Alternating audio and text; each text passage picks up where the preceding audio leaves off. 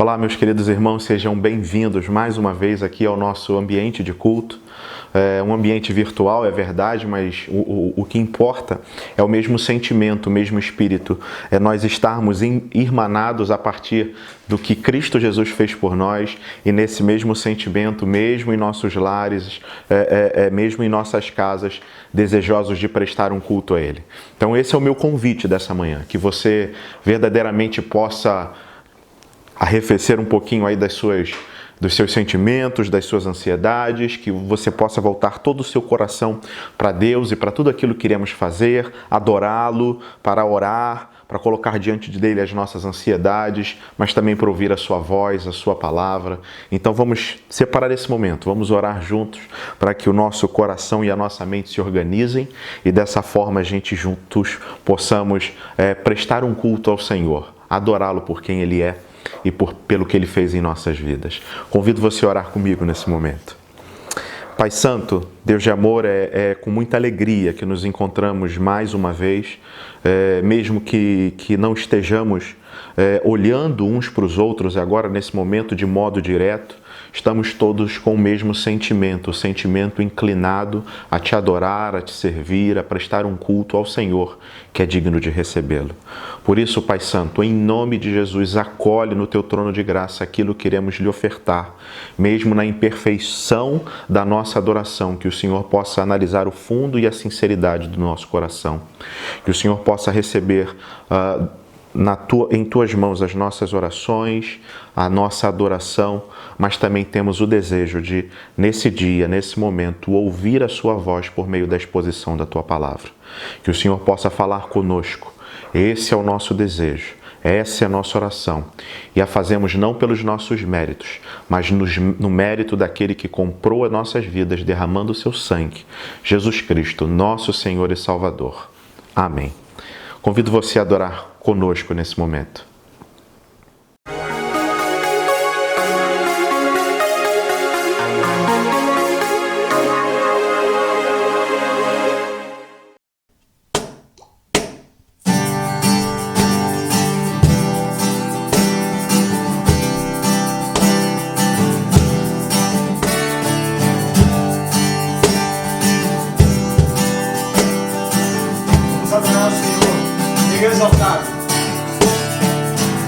Exaltado, Rei exaltado no céu, eu louvarei, exaltado para sempre, exaltado o seu nome, louvarei.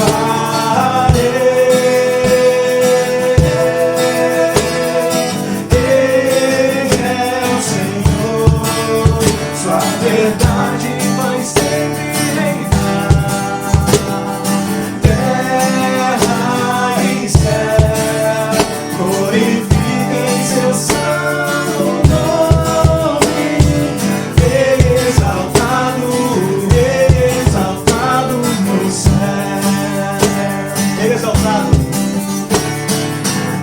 Exaltado, Rei exaltado no céu, eu louvarei, exaltado para sempre, exaltado o seu nome, louvarei.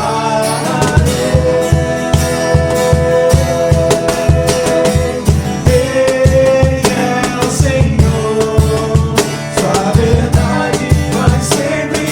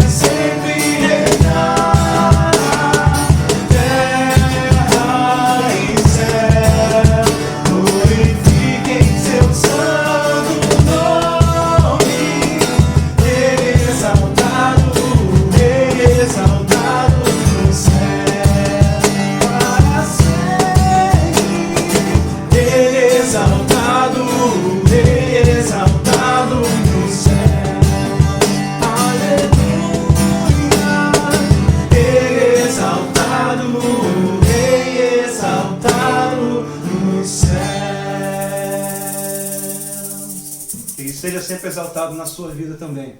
Amém.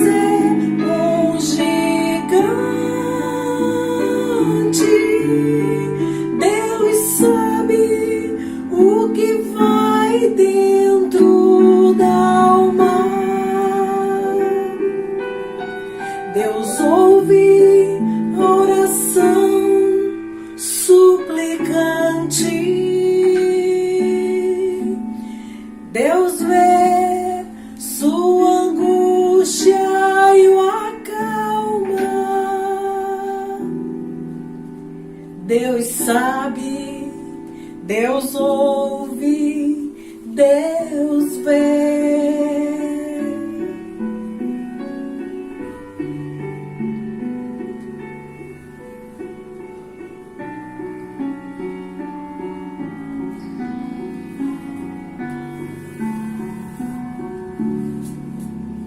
Se a vida levou os castelos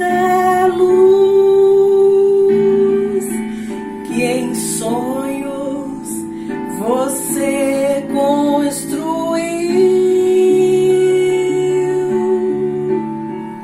não dê por vencidos seus planos, entregue seus planos a Deus.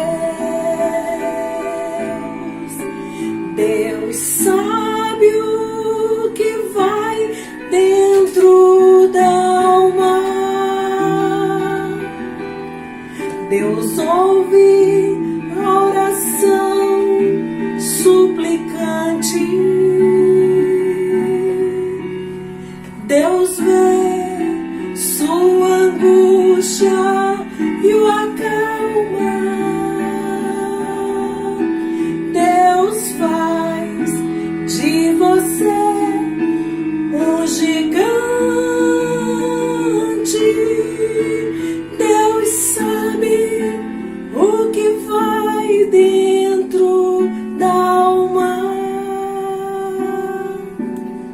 Deus ouve a oração suplicante.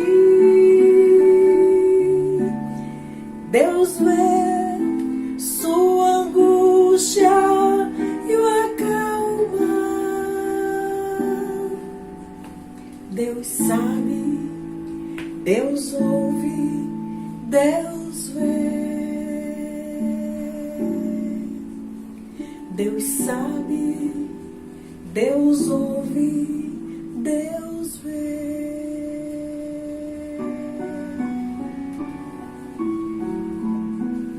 O Senhor é bom, um refúgio em tempos de angústia. Ele protege os que nele confiam. Eu clamo pelo Senhor na minha angústia e Ele me responde. Saudade, irmãos. Deus nos abençoe.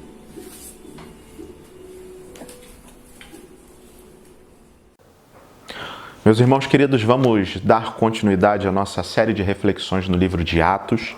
Então eu convido você a abrir a sua Bíblia, a ligar o seu aplicativo da Bíblia, mas após abrir o seu aplicativo, coloca no modo avião para não ser interrompido por nenhuma mensagem inoportuna nesse momento de reflexão. E o texto que nós vamos meditar nesse momento é Atos capítulo 18, a partir do verso 18. E a gente fecha assim o capítulo 18. Abra aí então a sua Bíblia, ligue o seu aplicativo, mas sobretudo prepare o seu coração para aquilo que iremos ouvir nessa manhã, desejosos de que não seja eu a falar, mas sim o Espírito Santo a falar ao meu coração e ao de vocês também. Atos capítulo de número 18, a partir do verso de número 18, diz assim o texto sagrado. Paulo permaneceu em Corinto por algum tempo.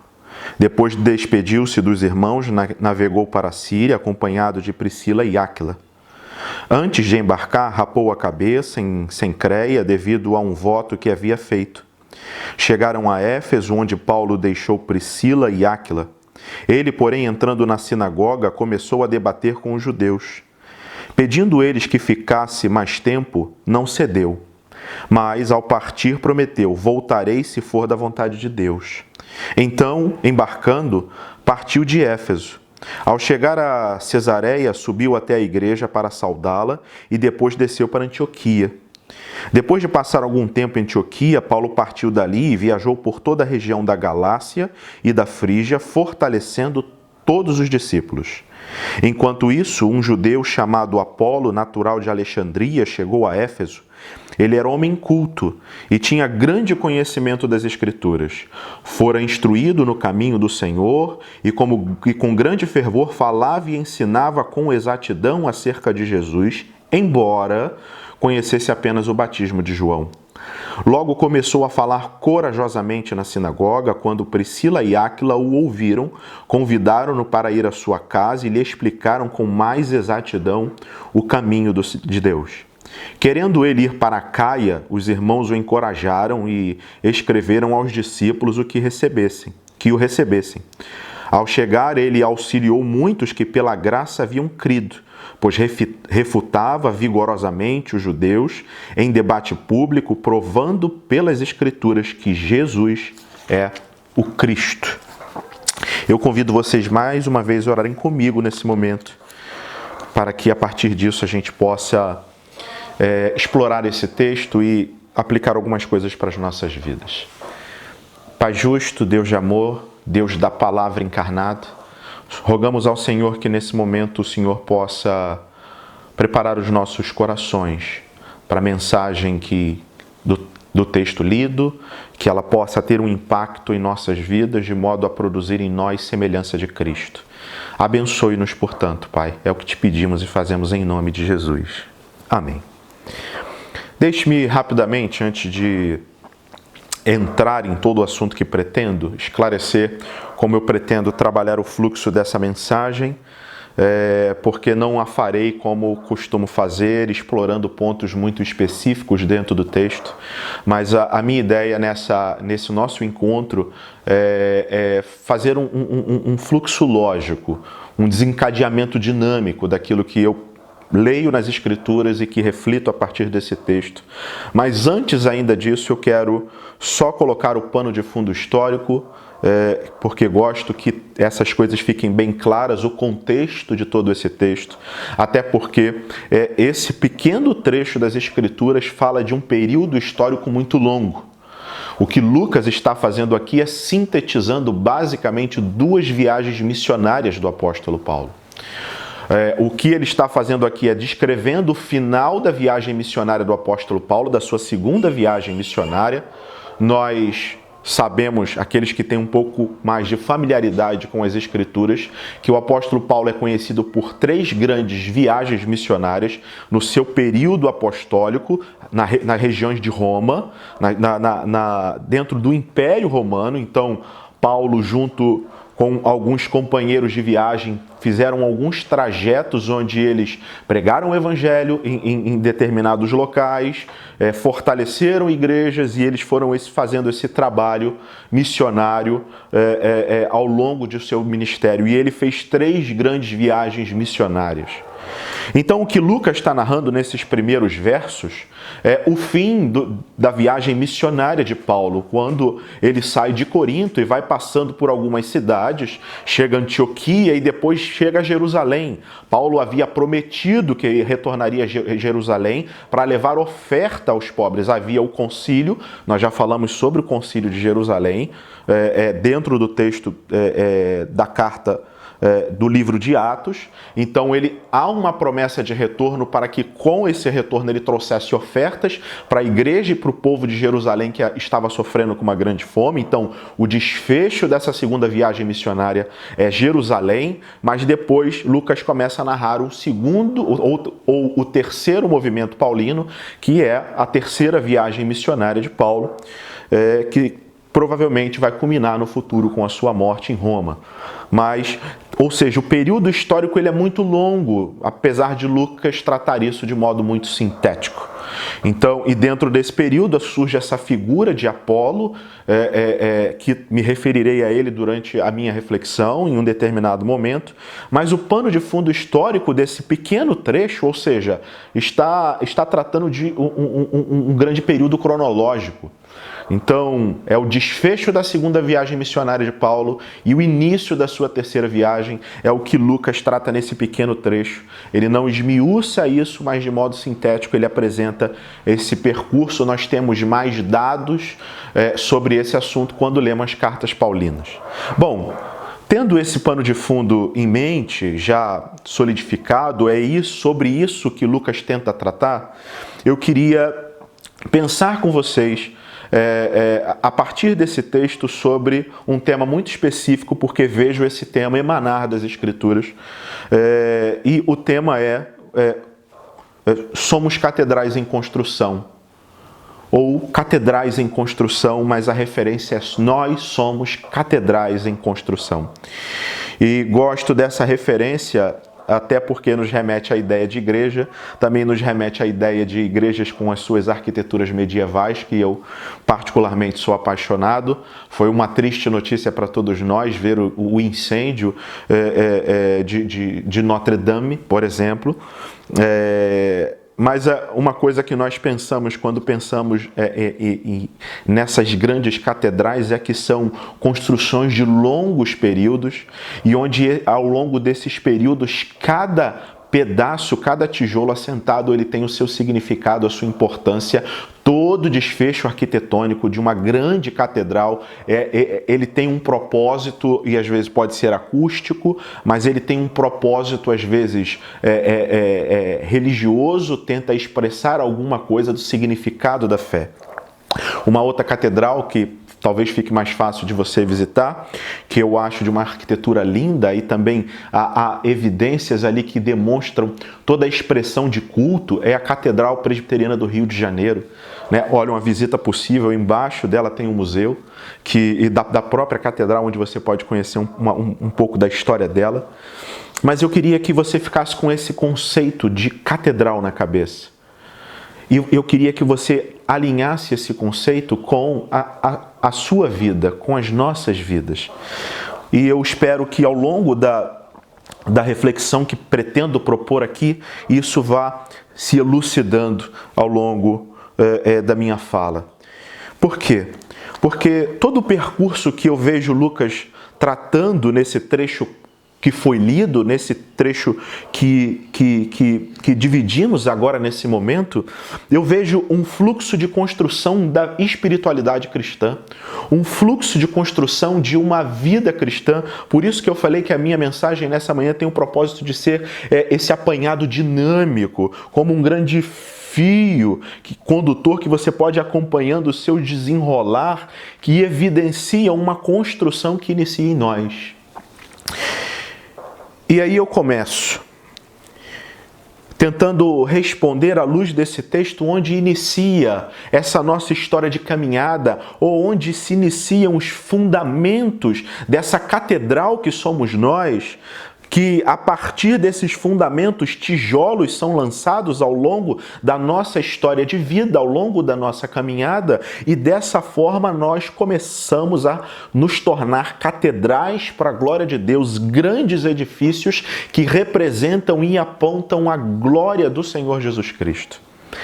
E a primeira coisa que eu percebo nisso é o verso 19. O verso 19 fala de uma ação do apóstolo Paulo dizendo o seguinte: dentro desse desfecho da sua segunda viagem missionária, o Lucas narra o seguinte: chegando a Éfeso, onde Paulo deixou Priscila e Áquila, ele, porém, entrando na sinagoga, começou a debater com os judeus. E isso já foi explorado em algumas outras reflexões por mim, pelo pastor Carlos, pelo pastor Rui Carlos, essa atividade paulina de pegar o ponto de contato com a cultura. O pastor Rui Carlos falou do ponto de contato com a cultura grega, mas Paulo normalmente usava a sinagoga, que já tinha as escrituras sagradas em mãos e a partir das escrituras apresentava o evangelho. Mas é nessa ação paulina que os fundamentos são apresentados, os fundamentos são levantados. O apóstolo Paulo vai deixar isso claro em Romanos capítulo 10, quando ele vai dizer que a fé, ou seja, aqui vamos dizer assim, é o início, o start da fé, o lançamento dos fundamentos, ele se inicia pelo ouvir, e o ouvir da palavra de Deus. Então o que o apóstolo Paulo está fazendo aqui, nessa sinagoga em Éfeso, é lançar fundamentos. Pegando aquelas pessoas que não tiveram experiência nenhuma com a fé cristã, não tiveram a experiência nenhuma com o Senhor Jesus ressuscitado, que não experimentaram o que é o evangelho de fato, por mais que conheçam as escrituras, por mais que tenham conhecimento do que as escrituras dizem, ainda assim não experimentaram quem é Jesus e iniciaram uma jornada ao seu lado. Então, na verdade, ainda estão sem fundamentos, as suas catedrais de vidas ainda não começaram a ser construídas, e o apóstolo Paulo está fazendo isso nesse momento, é lançar fundamentos da palavra de Deus, o fundamento do evangelho, lançar os fundamentos que é Jesus Cristo, Senhor, para que a partir desses fundamentos, próximos tijolos, a próxima massa, os próximos passos dessa construção possam ser assim erguidos ao longo da vida cristã. Então acho que a primeira pergunta a ser respondida é: que fundamentos são esses, ou o que é o evangelho? O que é isso? O que é esse início da fé cristã que o apóstolo Paulo está fazendo ali, ou está fomentando dentro daquela sinagoga, debatendo com aqueles da cidade de Éfeso, e fez com tamanha maestria que aquelas pessoas não queriam que ele fosse embora, mas ele estava ali muito tranquilo de que havia entregado esse fundamento e que também tinha Priscila e Áquila que serviriam posteriormente para dar continuidade àquele trabalho, e além do desejo dele de retornar se fosse o momento oportuno. Então, respondendo à pergunta, o que é o Evangelho? O Evangelho é a mensagem de salvação de um Deus amoroso para uma humanidade perdida. O que o apóstolo Paulo estava fazendo ali, lançando fundamentos, era mostrar para aquele povo, convencendo eles por meio da Escritura, que é a revelação especial de Deus, que há uma mensagem de salvação e de redenção, há uma mensagem que nos traz a esperança, e essa esperança se inicia a partir de depositar a fé no Salvador. O que Paulo estava fazendo, e eu vou tentar sintetizar em poucas palavras, era lidar com os nossos dramas existenciais que todos nós em algum momento da vida experimentamos, que são perguntas: por que eu existo? Qual é o propósito da minha vida? E a morte? Será que é o fim de tudo? Será que a minha existência se resumirá a alguns anos? Será que tudo que passei e experimentei nessa vida findará por aqui e serei uma página virada que não tem mais valor? E nem só uma página virada, porque uma página virada a gente pode desvirar e rever, mas uma página queimada, uma página sepultada, uma página esquecida. E esse tipo de questionamento a gente começa a experimentar à medida que a vida vai nos conduzindo, a gente começa a buscar, em algum momento da nossa existência, respostas para esse tipo de pergunta. Qual é o propósito da minha existência? Por que que eu existo? Será que a morte é o fim de tudo? E o apóstolo Paulo vem apresentar a esses nossos questionamentos ou lançar os fundamentos do Evangelho, que é Jesus Cristo. E isso a partir de reflexões, e o Evangelho, e às vezes a gente resume o Evangelho a simplesmente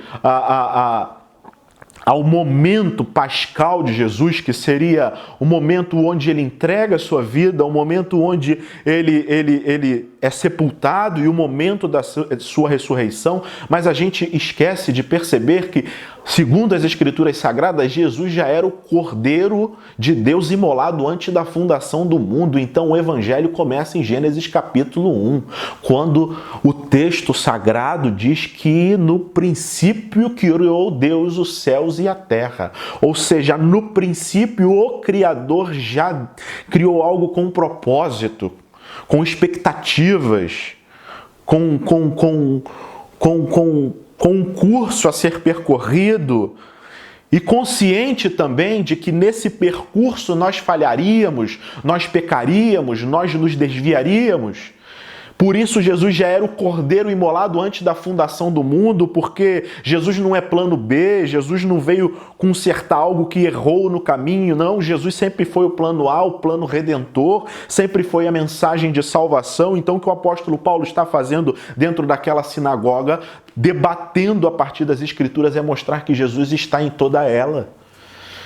Mostrar para a humanidade que há sim salvação, que a nossa vida tem propósito, sim, a nossa vida tem significado e que a morte não é o ponto final de nada. É só o início de uma eternidade com Deus para aqueles que depositam a fé nesse Salvador. Isso é fundamento do início da Catedral de Vida. Isso é fundamento do início da Catedral da Espiritualidade cristã. É a partir disso, dessa compreensão de que somos caídos, fomos criados à imagem e semelhança de Deus, nós caímos, nós nos desviamos desses propósitos, mas ainda assim, em amor, Deus envia seu Filho para nos resgatar e nos recolocar no caminho e mostrar-nos um caminho de esperança, onde nós podemos agora lidar com as nossas mazelas, buscando construir algo que glorifique a Ele novamente. Então isso é o fundamento, é o que o apóstolo Paulo está fazendo ali junto daquela sinagoga, apresentando o Evangelho da sua maneira mais crua, mais pura, mais simples, mais autêntica. Então, quando pensarmos na construção das catedrais de nossas vidas, da nossa espiritualidade, devemos estar atentos a quais são os nossos fundamentos, se os nossos fundamentos estão em Deus e em toda a sua obra em nossas vidas. Se a nossa fé está depositada num Redentor e num Salvador que se entregou para nos resgatar e resgatar para colocar num caminho de santidade. Então, esse é o primeiro passo importante dentro da catedral da fé, dentro da construção de uma vida autêntica com Deus, que o texto vai apresentando à medida que ele vai sendo exposto. Uma outra coisa que me chama a atenção, que vamos dizer assim, é um passo além nessa dinâmica construtiva, nessa dinâmica da edificação, é o que a gente percebe no verso 23. E aí já, bem no finalzinho da sua viagem missionária, quase chegando ali em Jerusalém, o apóstolo Paulo, o texto diz o seguinte sobre o que Paulo fazia. Depois de passar algum tempo em Antioquia, que foi a igreja que o enviou a primeira vez, Paulo partiu dali e viajou por toda a região da Galácia, da Frígia, fortalecendo os discípulos. Fortalecendo os discípulos. Ou seja, há uma dinâmica nova dentro dessa construção espiritual. Há um novo apanhado aqui que nos é apresentado. O apóstolo Paulo agora não está em Éfeso lidando com pessoas que ainda não conheciam Jesus Cristo. O apóstolo Paulo agora está no seio da igreja, onde as pessoas já haviam depositado a sua fé no Senhor Jesus Cristo, no Salvador, já haviam compreendido as bases, os fundamentos do Evangelho, já criam nisso com autenticidade, já tinham uma experiência de fé com o ressuscitado, já estavam desenvolvendo a sua construção, o seu edifício, a partir dessa experiência com os fundamentos que é Jesus Cristo, o Senhor e Salvador de nossas vidas. Então, o que o apóstolo Paulo começa a lidar com essas pessoas a partir desse momento é mostrar para elas o seguinte, ou para esses que já conheciam, o texto enfatiza, ele fortalecia os discípulos, porque eles já eram discípulos, eles já caminhavam com Cristo, os primeiros passos já haviam sido dados, eles já estavam na jornada, eles já tinham começado as suas edificações em Cristo, mas eles precisavam ao longo desse processo serem fortalecidos, edificados, ajudados, amparados, orientados, iluminados. Então o que o apóstolo Paulo faz com aqueles que já tinham essa primeira experiência é ajudar a acrescentar tijolos nessa construção. É fazer com que essas pessoas e os seus pináculos fossem erguidos e cada vez mais se aproximassem do céu, ou se aproximassem mais da imagem do Filho de Deus. O que seria, então, dentro desse processo de construção de catedral de fé e de espiritualidade, a gente poderia resumir isso no processo de construção de santidade, ou no processo da santificação, no processo do amadurecimento cristão. O que é fundamental porque não existe espiritualidade autêntica, genuína, que não seja um progresso contínuo. Porque ninguém pode simplesmente depositar a fé em Jesus Cristo, crer nele como fundamento e ali ficar estagnado e paralisado. Essa é a crise, por exemplo, do apóstolo Paulo com a igreja de Corinto, quando ele precisa enviar uma carta e dizer assim, olha, eu queria tratar com vocês como a espirituais, mas eu estou vendo que eu vou ter que mais uma vez lançar fundamentos, mais uma vez entregar o leite materno. Eu queria dar para vocês alimento sólido, substancial. Eu queria sair desse nível reptiliano que vocês estão, desse nível pueril e começar a ajudar vocês a edificarem em direção a Cristo Jesus. E é o que ele estava fazendo com esses discípulos de outras igrejas, pessoas que já haviam depositado a sua fé em Jesus Cristo, ou seja, os fundamentos das suas catedrais já estavam muito bem estabelecidos. Eles precisavam agora de fortalecimento, de edificação, de progresso. E o apóstolo Paulo começa a fazer isso paulatinamente, à medida que ele vai visitando aquelas igrejas, ele vai começando a dividir o evangelho com mais profundidade. Começa a esmiuçar as promessas de Deus, começa a apresentar o Evangelho de maneira mais profunda, de maneira mais profusa, de maneira mais intensa, de maneira mais não autêntica, mas destrinchando mesmo a verdade em toda a sua beleza. É um processo pedagógico. Eu quero fazer essa comparação aqui. Nós somos, quando iniciamos a nossa jornada de fé ou lançamos os fundamentos, como crianças no período de alfabetização. Precisamos ainda lidar com as palavras e lê-las, por exemplo, de maneira silabada. Ou seja, casa, apartamento.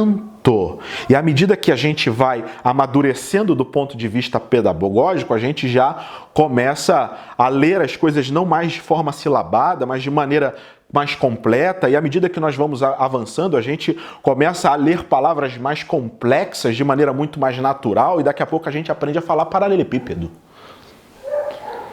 Mas a gente não pode estagnar, há sempre um progresso, e eu não estou enfatizando simplesmente aqui a questão intelectual do conhecimento das Sagradas Escrituras, que eu acho que faz parte. Nós devemos conhecer cada vez mais a Palavra de Deus e com mais profundidade. à medida que nós caminhamos, mas nós precisamos desenvolver santidade, caráter, à medida que nós caminhamos e vamos erguendo a nossa catedral da fé. Nós precisamos, à medida que vamos caminhando e erguendo essas catedrais para a glória de Deus em nossas vidas, nós vamos fazendo isso com um olhar mais de compaixão, de misericórdia, de amparo, ou seja, começando a tirar os nossos olhos de juízo, os nossos olhos que adoram condenar, e colocar os olhos de Cristo a contemplar a dor do outro, o sofrimento do outro, as dificuldades do outro. Ou seja, isso é progresso, isso é edificação, isso é fortalecimento. É o que o apóstolo Paulo está fazendo com que a igreja amadureça. E é muito triste ver aqueles que parecem que não querem amadurecer. Mesmo quando são confrontados com a palavra de Deus, preferem se apegar às tradições antigas e achando que as tradições é que são a verdade, e começam a desprezar a Escritura Sagrada, o Jesus Cristo revelado. Então, na verdade, esses edifícios estão estagnados. Você olha para aquelas construções de anos de caminhada, ou pelo menos de anos de fundamento, e você não passa anos, semanas, e você vai convivendo com a pessoa e você não percebe nenhum tijolinho novo, nenhum novo ornamento, nenhuma nova sanca numa sala, nada. Mas aquilo estagnado, fincado em tradições humanas, achando que aquilo sim é progresso da fé, ou experiências saudosistas e coisas do gênero, legalismo enfronhado, e nada de progresso, nada de amadurecimento, nada de desenvolvimento da fé. E isso é muito triste. Caminhando com isso, a partir dessa dinâmica de que somos uma catedral em construção, que começamos com um fundamento, mas devemos ir progredindo. Quando é o final dessa construção? Na eternidade. E eu arrisco dizer que nem na eternidade, porque João no seu evangelho diz que a eternidade consiste em conhecer a Deus. E como Deus é o inefável, como Deus é o indizível, como Deus é o incognoscível, como Deus é aquele que somos incapazes de compreender em toda a sua profundidade, nós passaremos a eternidade a conhecê-lo. Então, nesse sentido, nós seremos catedrais em construção para sempre, mas em progresso sempre, em desenvolvimento sempre. Mas, do ponto de vista humano, da libertação das amarras do pecado ou da influência do pecado em nós, isso acontecerá quando nós realmente descansarmos na graça de Deus. Isso acontecerá à medida que nós formos progredindo nessa caminhada e nessa jornada de fé, nesse desenvolvimento, nesse amadurecimento. Então, é necessária essa compreensão dinâmica da fé. E, por isso, eu quero, a partir desse texto, exemplificar isso de modo muito claro. Então, perceba isso comigo. Então, o exemplo que eu quero dar está no próprio texto. Prestem atenção nessa querida figura. A partir do verso de número 24. Enquanto isso, um judeu chamado Apolo, natural de Alexandria, chegou a Éfeso. Ele era homem culto, tinha grande conhecimento das Escrituras, fora instruído no caminho do Senhor, ou seja, ele recebeu os fundamentos, e com grande fervor falava e ensinava com exatidão acerca de Jesus, embora falta alguma coisa nesse grande homem, intelectual, grande conhecimento das Escrituras, instruído no caminho, fervoroso, que falava e ensinava com exatidão sobre Jesus, embora, e aí o texto, conhecesse apenas o batismo de João. E aí depois a gente tem a sequência, logo começou a falar corajosamente na sinagoga. Quando Priscila e Áquila ouviram, convidaram-no para ir à sua casa e lhe explicaram com mais exatidão o caminho de Deus. Percebam, na vida de um homem, tudo isso que eu falei, está aqui Apolo, um homem que recebeu os fundamentos, que recebeu os fundamentos, ele conhecia quem era Jesus Cristo, ele foi, como diz o texto, instruído no caminho do Senhor, então ele recebeu os fundamentos. Interessante notar que ele era de Alexandria, uma cidade egípcia, uma grande cidade egípcia, e provavelmente isso indica pra gente que o evangelho chegou lá muito rápido, né? Então aquele homem já conhecia o caminho do Senhor Jesus Cristo, então ele já tinha ali os fundamentos da fé, e a partir dos notem que a partir dos fundamentos da fé ele já era um pregador. Então não tem esse negócio, não, quando eu sair dos fundamentos eu vou começar a dividir o evangelho. Não, a gente começa a dividir o evangelho à medida que a gente tem a sua primeira experiência com ele. Então estava ali Apolo, que creio eu, isso não diz as Escrituras, é minha maneira de ver, que quando ele conheceu Jesus Cristo, quando ele teve a sua experiência, foi lançado os fundamentos, aquele homem percorreu a Escritura com muito cuidado, com muito zelo para aprender mais e mais de Jesus Cristo. Ele queria progredir, ele queria construir uma catedral que honrasse e glorificasse a Deus. E aí ele começou a dividir o Evangelho, e nesse processo ele topa com Priscila e Áquila. E aí, Priscila e Áquila percebem a vida de Apolo, a sua habilidade de pregar o evangelho, o seu potencial como pregador, o seu conhecimento, mas ainda assim percebem que falta algo. Precisa de algumas coisas importantes na sua construção da fé, no seu amadurecimento, no desenvolvimento da sua pregação. Convidam Apolo para sua casa e dividem com ele as verdades do evangelho que ele ainda não conhecia. O texto diz que ele só conhecia o batismo de João. O que Apolo conhecia? Ele conhecia o batismo para o arrependimento. Mas ele não conhecia a continuidade da obra do Espírito Santo, ele não conhecia as promessas de Jesus Cristo, que são dadas em João capítulo 17, que ele enviaria o Consolador, que ele enviaria o Paráclito, que iria nos ensinar e fazer com que nós lembrássemos de tudo aquilo que ele nos ensinou, que nos acompanharia todos os dias da vida, que nos ajudaria no desenvolvimento da fé, que nos abençoaria com sua mão protetora, que intercederia por nós porque nós não sabemos orar, que intercederia por nós com gemidos inexprimíveis quando nós não conseguimos verbalizar. O Apolo não conhecia essas verdades sublimes do Evangelho. Priscila e Áquila percebem isso, o acolhem e instruem com mais profundidade no caminho.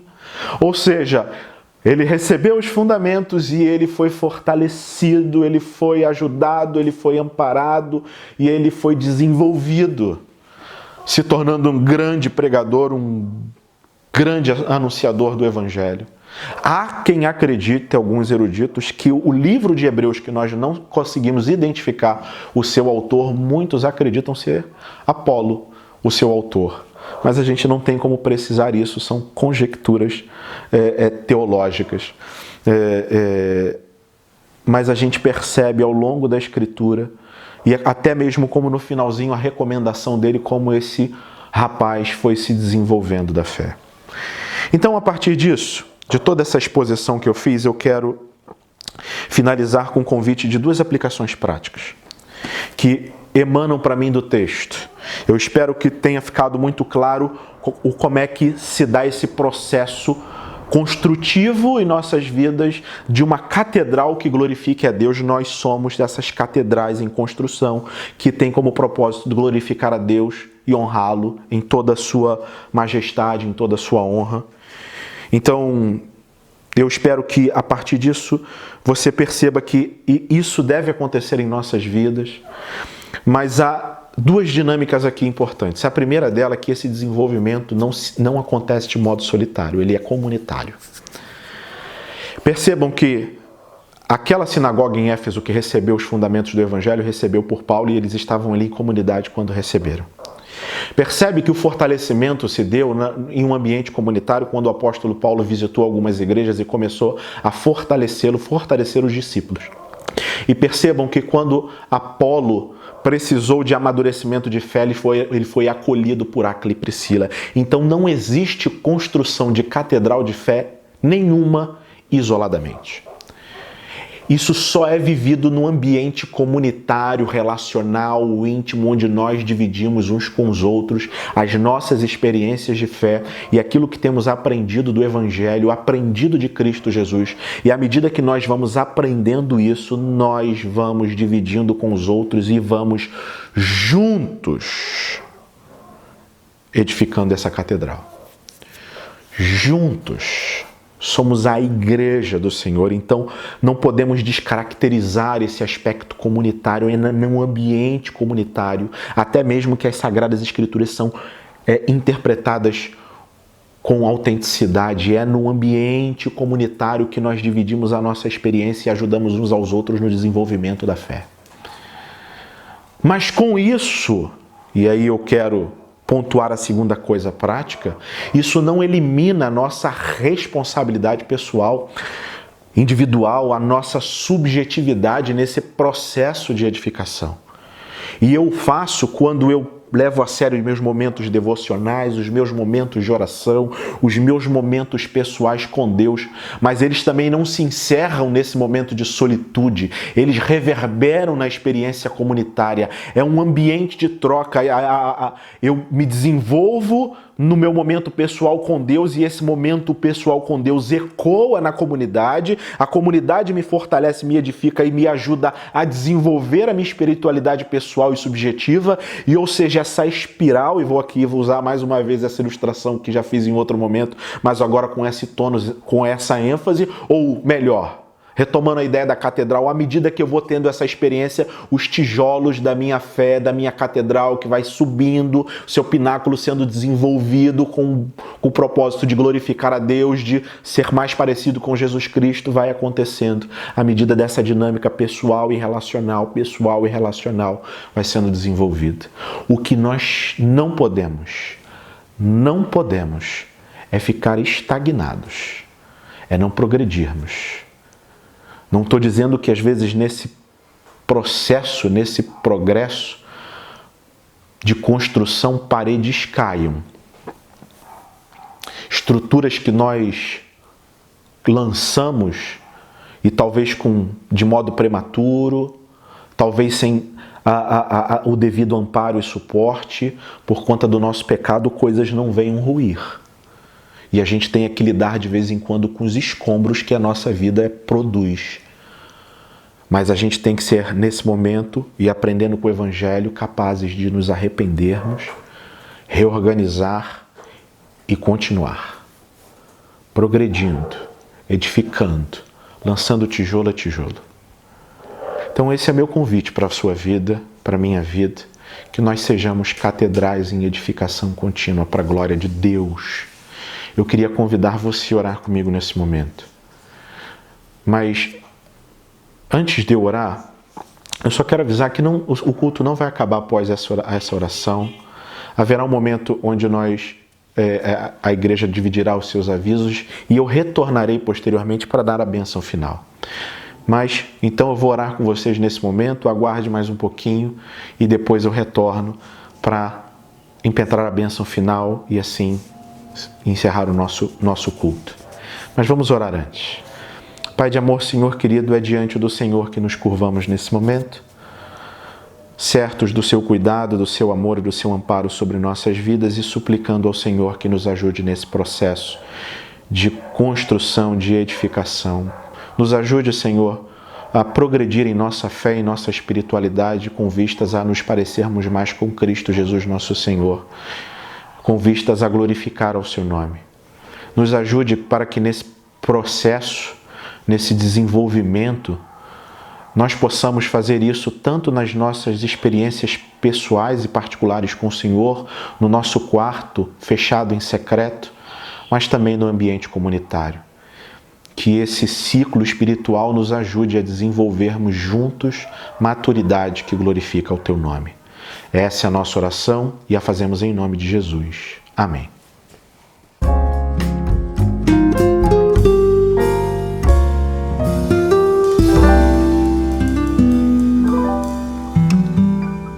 Alô, igreja! Prazer em vê-los. Estou morrendo de saudade de vocês. Estou muito agradecido pelas orações, por todas as coisas que a gente tem vivido, né, cada dia. Verdade. Que a gente continue firme com o Senhor. Tchau, gente. Saudade. Boa tarde, meus irmãos. Nós estamos aqui no nosso lar, né? Eu e Valtinho, chateados um pouco por causa dessa quarentena, mas ao mesmo tempo felizes porque estamos juntos e podemos também conversar com vocês, não é isso? Hoje nós estamos aqui e amanhã pertence a Deus, mas espero que breve, muito breve, nós possamos nos abraçar na igreja ou em outros locais. Um beijo grande para vocês, meus irmãos. Saudades. Um abraço, igreja. Oi, igreja, tudo bem? Espero que estejam todos bem em casa, cuidando das famílias. Feliz Dia do Abraço. Beijo.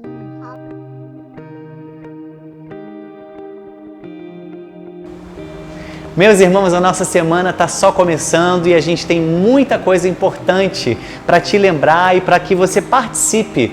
Nesse período que a gente está em isolamento social, a gente não pode estar juntos, as sementes, elas existem justamente para isso, para que você se conecte, para que você compartilhe, para que você ouça tudo que está acontecendo na vida dos nossos irmãos. Então, lembre-se, toda terça, quarta e sábado nós temos sementes acontecendo na nossa igreja, além do encontro outside que acontece às sextas-feiras, que é para os nossos jovens e adolescentes também se conectarem.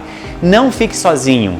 Não fique apenas assistindo ou vendo os cultos de quintas ou domingos. As sementes, elas são muito, muito importantes para você se conectar, para você ouvir, para você conversar e para você ter um tempo de comunhão mesmo à distância, tá bom? É muito importante você participar de alguma semente.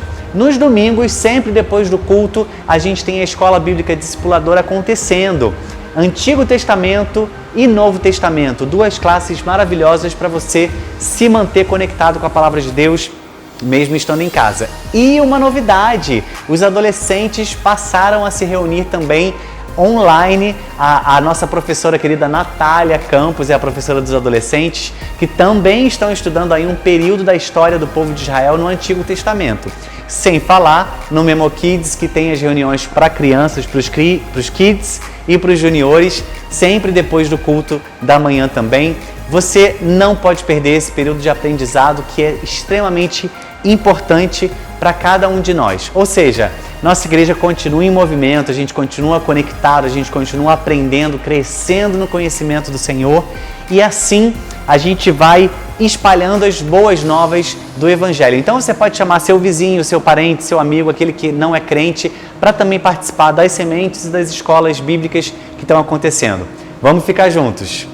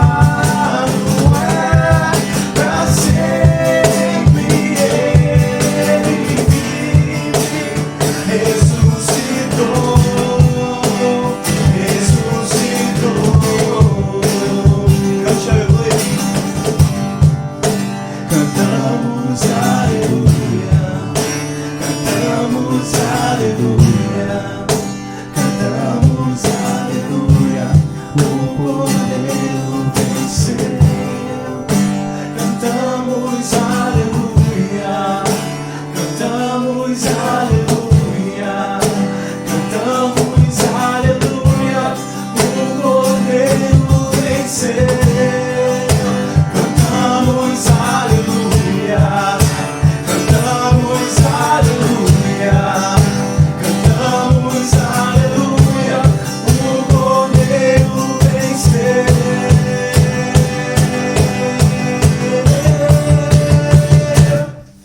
Pra sempre exaltado é, pra sempre adorado é, pra sempre Ele vive, ressuscitou, ressuscitou.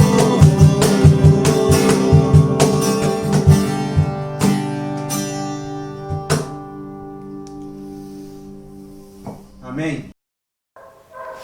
Meus irmãos queridos, foi uma grande alegria estar com vocês nesse dia, nesse momento, e quero me despedir de vocês com uma bênção final. E agora, que o amor de Deus, o nosso eterno Pai Celestial, a graça do Senhor Jesus Cristo, a esperança nossa, sejam conosco hoje, todos os dias, até quando estivermos com Ele para sempre. Amém. Deus abençoe a sua vida.